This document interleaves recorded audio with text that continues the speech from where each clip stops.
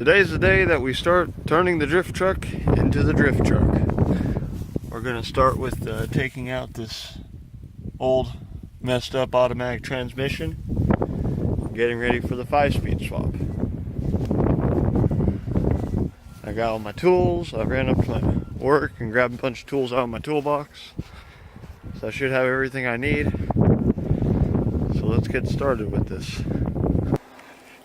The transmission is completely unbolted, but what's stopping me now is the exhaust is in the way, so I'm going to have to cut it right here and then unbolt it from the engine, and then this sucker should just drop right out. So I'm going to get on that.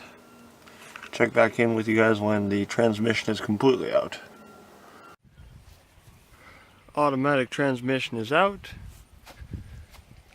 And I set it up next to the manual, the one that I thought I was going to use anyway, and it turns out that the lengths are different, mounting points are different. See, there's that. You come across and this one's way farther back, which means to use this one I would need a custom cross member, custom drive shaft, just a whole bunch of stuff that I don't have the money for. So having a little panic attack, I went and grabbed this one that I had laying around. It's a T5 from a 1993 S10. It was originally behind a 2.8, meaning the bell housing doesn't work.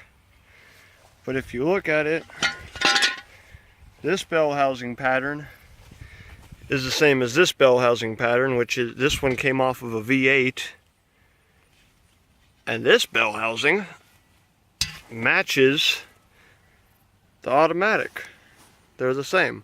So that means I can bolt this to this transmission and it'll bolt up to my engine, which has this pattern on it. But then we run into the issue of, well, the input shaft isn't the right one. So after doing some research, I found out that an input shaft from a Jeep will in fact work in this transmission, so I'm going to order me one of those.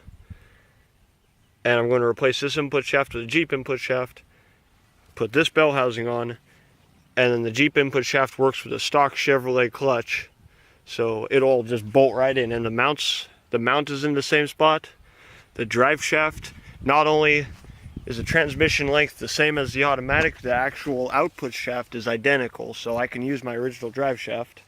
And then we'll have a 5-speed in the drift truck.